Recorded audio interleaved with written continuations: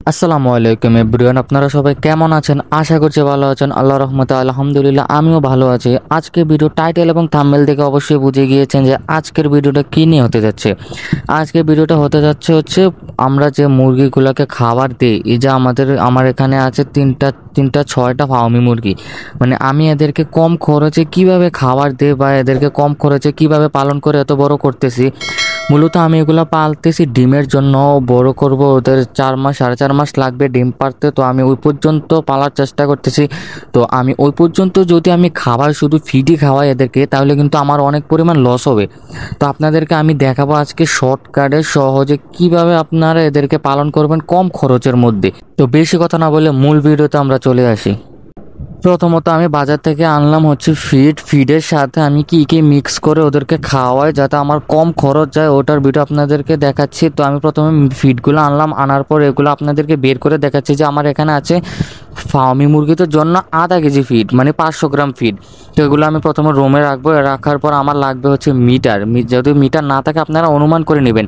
মিটারের পর আমার লাগবে চাল ধান, এগুলো মিক্স করা। তো আমি মোবাইলটা স্ট্যান্ডে দাঁড় করিয়ে তারপর মিটারটাকে এক জায়গায় নিয়ে এটার উপরে বল একটা রাখবো, রেখে তারপর শুধু আমি ফিড আনছি হচ্ছে সোনালি স্টার্টার যে ফিডটা, ওই ফিডটা আনছি, ওইটা 500 গ্রাম বলের মধ্যে রাখলাম। রাখার পর এর সাথে আমার লাগবে হচ্ছে চাল ধান মিক্স করা, নাইলে কিন্তু আমার অনেক খরচ যাবে যদি আমি এটা মিক্স না করি।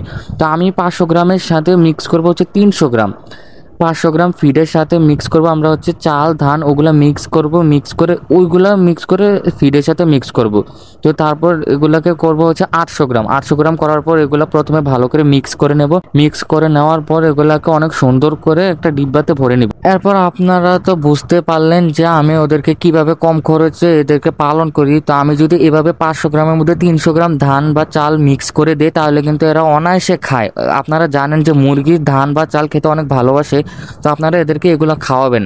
তারপর হচ্ছে যে আপনারা যদি আরও কমাতে চান আপনার খরচ, যদি আপনাদেরকে এরকম ফিডের সাথে সাথে অন্যান্য অনেক কিছু খাওয়ানো যায়, ফার্মি মুরগিকে শুধু প্রাকৃতিকভাবে অনেক ধরনের খাবার খাওয়াতে পারবেন। ফার্মি মুরগিকে আপনি যদি ঘাস দেন, ওদেরকে যদি শুধু ঘাস দেন, মানে আপনারা যে খেতে যেগুলো ঘাস থাকে না সময় বা এরকম নর্মালি যে ঘাসগুলো হয় ওই ঘাসগুলো দিবেন। ওরা যদি গরুদেরকে যে ঘাসগুলো খাওয়ানো ওই ঘাসগুলো কেটে কেটে দিবেন, দেখবেন এরা অনেক সহজে খাবে। তো আপনাদের জন্য আমি এরকম একটা ভিডিও নিয়ে আসবো যে ওরা কি ধরনের ঘাস খায় বা কি ধরনের ঘাস খেতে পছন্দ করে।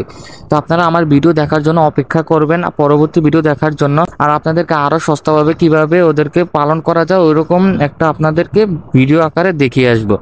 তো আজকে ভিডিও এই পর্যন্তই। আল্লাহ হাফেজ।